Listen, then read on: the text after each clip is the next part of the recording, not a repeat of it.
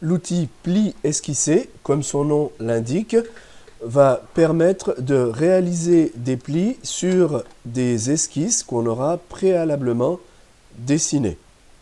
On va partir d'une tôle qu'on aura réalisée avec des fonctions de base bossage extrudée.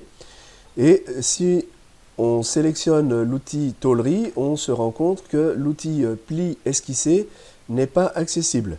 Donc il va falloir, dans un premier temps, convertir cette pièce en pièce de tôlerie. Donc il suffit de cliquer sur convertir en tôlerie et de sélectionner la face fixe. Donc on va prendre celle du bas et pour cette fois on va simplement se contenter de valider et on reviendra sur cette fonction de conversion plus tard. Donc on valide. Si maintenant on observe les outils de tôlerie, on se rend compte que l'outil pli esquissé est accessible.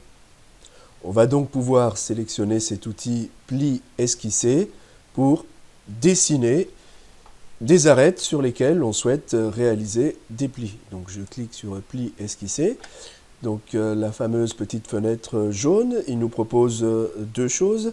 Soit de sélectionner une face sur laquelle on va esquisser, dessiner nos arêtes de pliage, nos lignes de pliage, soit utiliser une esquisse existante. On verra cette option dans un deuxième temps. Donc moi, je vais lui dire que je souhaite esquisser un trait sur cette face-là. Je prends l'outil trait, je dessine mon arête. Bien entendu, on peut y mettre toute la cotation possible. Il faut y mettre toute la cotation possible. Une fois que j'ai terminé, je quitte mon esquisse. Lorsque je quitte l'esquisse, on revient dans le menu pli esquissé et on me demande dans les paramètres de pliage de sélectionner la face fixe. Donc effectivement, à partir du moment où j'ai tracé un trait, j'ai une partie située à droite de ce trait et une partie de la pièce située à gauche de ce trait. Donc dans un premier temps, je vais sélectionner cette face-là et il me donne un aperçu. Donc cette face-là est la face fixe, donc il a plié la partie gauche de la pièce. Je peux changer, sélectionner cette face-là. Il va donc plier la partie située à droite de mon esquisse. Donc je reviens sur celle-là. Donc dans le menu, on retrouve toutes les possibilités du pliage, notamment le choix de l'angle, de modifier le rayon de pliage et de personnaliser sa zone de pliage avec le fameux facteur K. Je valide. On va maintenant utiliser une esquisse qu'on a dessinée au préalable.